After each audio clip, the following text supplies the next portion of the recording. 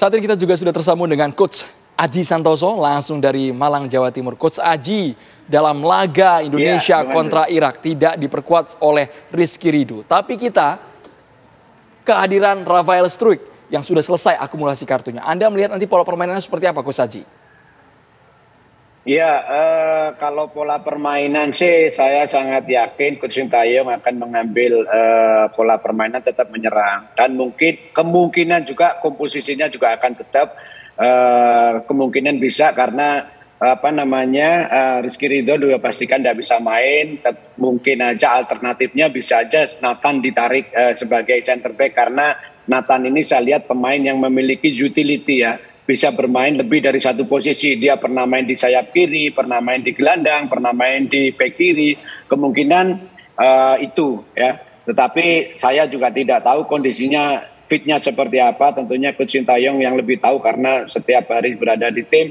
Tetapi yang jelas dengan hadirnya striker Rafael ini kemungkinan besar akan mempertajam penyerangan timnas kita, yang mana pertandingan terakhir kita memang jarang mendapat peluang, tetapi memang kita juga akui lawannya memang kualitasnya di atas kita. Nah, untuk pertandingan melawan Irak ini saya pikir masih memiliki peluang 50-50. Kalau di di statementnya dari Coach Sintayong masih sudah melupakan kekalahan melawan Uzbekistan, terbukti ketika dari statement terakhir tadi ada tulisan saya baca, ayo pergi ke Paris. Artinya bahwa kekalahan melawan Uzbekistan sudah dilupakan, sekarang adalah yang terpenting fokus untuk bisa mengalahkan Irak karena itu akan mendapatkan, kalau menang akan mendapatkan satu tiket otomatis ke Olimpiade. Seperti itu Bung Andromeda. Oke, tapi apa yang harus diubah agar kita lebih tajam permainannya pada laga besok malam? Iya, tentunya memang pertandingan melawan Uzbekistan kita kurang sedikit berkembang. Bisa juga karena tidak berkembangnya kita karena memang lawan lebih di atas, kualitasnya juga pemain-pemain mereka juga lebih merapi, lebih tenang. Penguasaan bola juga sangat bagus. Early pressing after losing the ball-nya juga sangat bagus. Terbukti ketika dia kehilangan bola dengan cepat dia bisa regain kembali ya, bisa memenangkan kembali perebutan bola. Menurut saya kalau Indonesia mudah-mudahan bisa memenangkan pertandingan, tentunya harus tampil sebaik mungkin. Ketika melakukan pertahanan harus kompak, jarak antar pemain cukup rapat, jarak antar lini harus rapat. Itu yang nanti akan menyulitkan pemain-pemain Irak untuk bisa mengeksplor situasi di lapangan. Karena dengan rapatnya pemain belakang, pemain tengah, pemain depan, tentunya tidak ada space yang besar yang bisa dieksploitasi oleh lawan. Jadi menurut saya bagaimana kalau pemain sudah bisa tampil performance seperti pertandingan terbaik, terutama melawan Jordania dan Korea, saya kira peluang untuk bisa memenangkan pertandingan sangat terbuka. Seperti itu.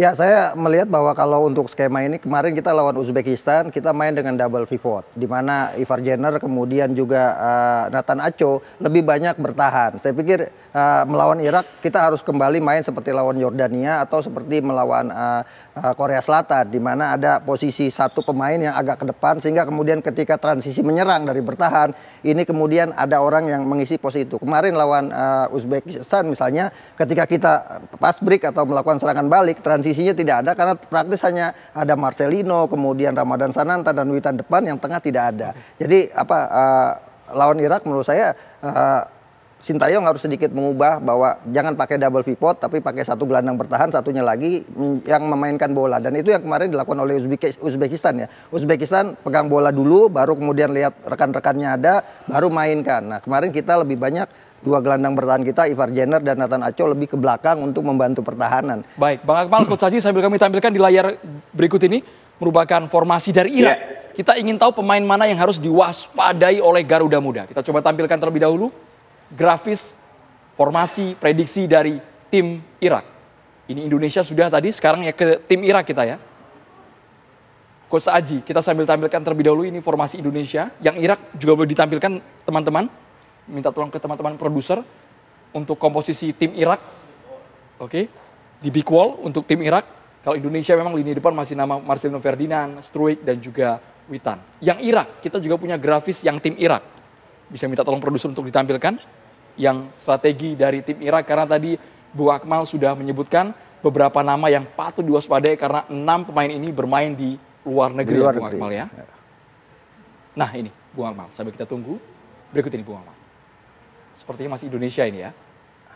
Sambil kita analisa per individu, Bung Akmal. Ya, ini kan tadi saya katakan bahwa posisi Ivar Jenner sama Nathan ketika lawan Uzbekistan, dia berada dalam posisi sejajar sebagai double pivot karena memang untuk konsentrasi melakukan complex defense di lini belakang. Sehingga kemudian ketika lakukan serangan balik, bola misalnya jalan dari Arhan langsung ke Marcelino, tidak ada yang di tengah di sini kan. Nah, pemain yang perlu ada di sini. Nah, ketika kita lawan Korea Selatan misalnya, posisi Ivar Jenner lebih ke depan sedikit, sementara posisi gelandang bertahan ada di Nathan Cho, sehingga kemudian ada bola Ivar Jenner dapat, kemudian bisa dia distribusikan ke Witan, ke Struijk atau ke Marcelino. Nah ini yang yang perlu dilakukan ketika melawan Irak, termasuk misalnya rotasi pemain antara Witan dengan Marcelino ini kan sering melakukan rotasi pindah ke kiri ke kanan dan kemampuan Struijk untuk masuk ke dalam kotak penalti, membuka pertahanan Irak ini yang sangat dibutuhkan gitu. Dia bisa menarik 2-3 pemain untuk keluar sehingga kemudian Marcelino bisa masuk, Witan bisa masuk. Dan itu yang terjadi waktu lawan Jordania termasuk ketika kita berhadapan dengan Korea Selatan.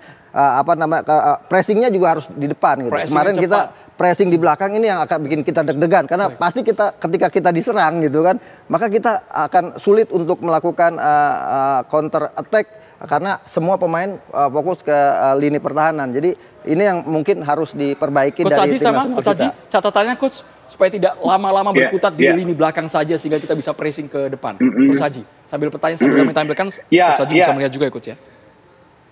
Oke. Ya, kalau memang kemarin lawan Uzbekistan, kenapa kita banyak bertahan di tengah, tidak melakukan pressing di atas, karena memang pemain-pemain lawan itu pengusahanya sangat bagus sehingga akan sulit untuk di pressure gitu loh. Jadi beda dengan ketika bahkan melawan Korea kita berani pressure di atas.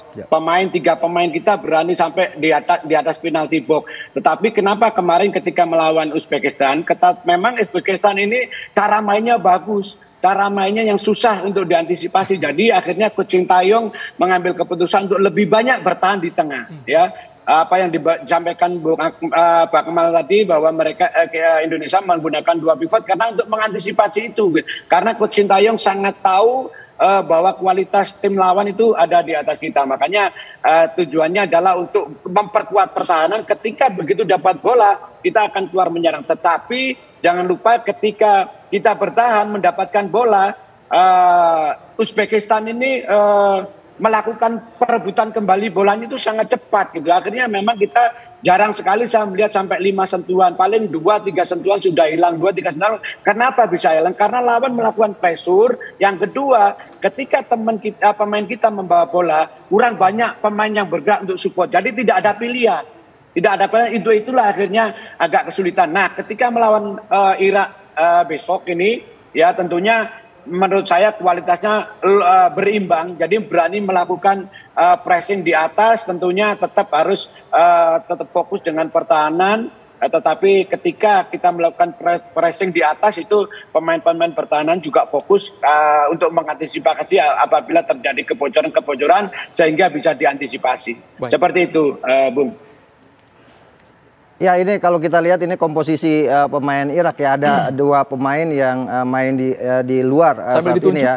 Ini Muqtadir Mohamed ini main di Rajassan dan kalau bicara market value ini adalah pemain termahal yang ada di tim Irak saat ini dengan pasar mahal ya. Pasar termahal dengan 6,8 miliar rupiah. Ada juga kemudian Joseph Al-Amin ini yang main di Olimpik ya, di Olimpik Swedia. Kemudian juga ada beberapa pemain lagi yang tidak masuk di line up ini seperti misalnya Dolausi yang juga pemain belakang digantikan posisi oleh Zaid di sini kan. Dolausi ini main di Schalke. Ini pemain yang juga sangat berbahaya dan yang paling berbahaya Ali Jassem ini. Ali Jassem ini gaya mainnya mirip Marcelino Ferdinand. Gaya mainnya mirip Marcelino Ferdinand, dia bermain dari sayap untuk kemudian masuk ke dalam kotak penalti dan speed ya, Bang, ya? Mengandalkan speed dan berharap di kotak penalti itu ada pemain belakang lawan yang melakukan pelanggaran. 3 golnya semua dari titik penalti.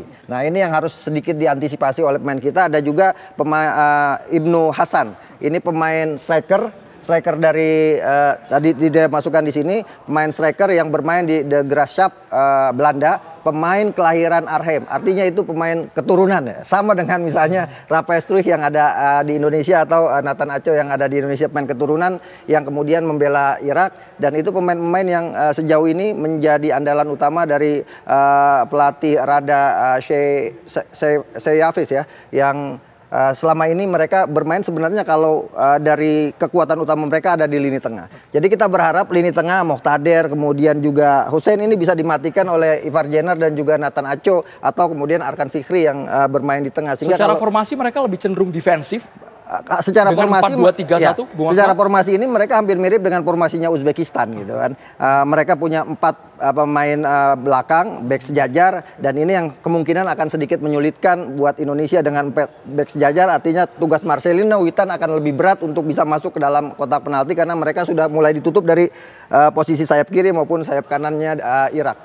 Head to head postur juga mereka kesannya lebih tinggi. Betul, secara fisik juga mereka kan termasuk negara yang Timur Tengah yang juga punya kemampuan fisik cukup bagus ya. Dan karakter bermainnya bola individual mereka juga cukup bagus, dan ini yang harus diantisipasi. Tapi tim ini sebenarnya punya kelemahan. Kalau Thailand bisa menang 2-0 melawan mereka gitu, kita dengan materi pemain yang saat ini yang terbaik, kita harusnya bisa menang melawan Irak di pertandingan ini gitu. Baik, kita ke Coach Aji. Coach Aji, saran Anda seperti apa agar dari babak pertama kita sudah bermain dengan pressing tinggi, bisa menyerang lebih dulu. Kita berharap merobek gawang Irak, Indonesia dulu yang dapat Betul, poin. betul. Kalau kita bisa cetak gol lebih awal, itu akan memotivasi pemain. Secara dan itu yang terjadi kan. ya? Selama ini terjadi ketika kita ketinggalan, kita jatuh dan akhirnya kita kalah. 2 kali kan lawan Qatar kita kalah, Uzbekistan karena kita tertinggal lebih dahulu. Tapi ketika kita cetak gol lebih dulu, maka itu motivasi pemain tinggi dan kita terbukti bisa menang lawan Korea Selatan, lawan Jordania, kemudian lawan Australia. Coach Aji, saran Anda Coach Aji.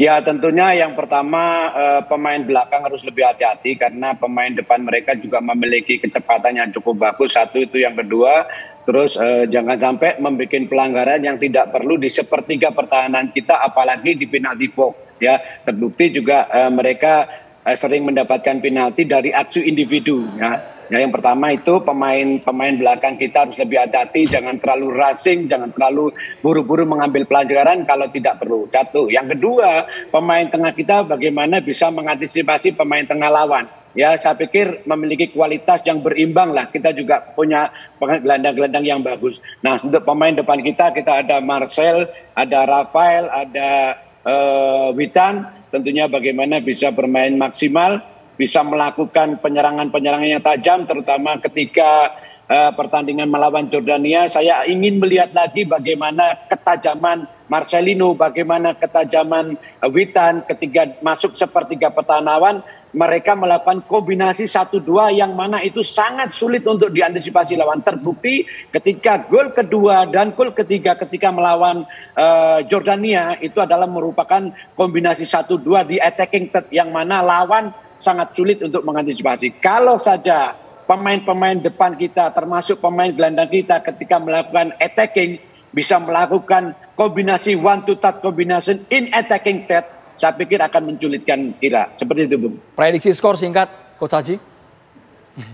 Ya, saya kalau memprediksinya agak sulit ya. Sepak bola itu sangat sulit untuk diprediksi. Tetapi bagi saya adalah bagaimana Indonesia menang. Itu aja harapan kita. Indonesia menang 1-0 aja sudah cukup. Seperti itu. Oke, menang 1-0.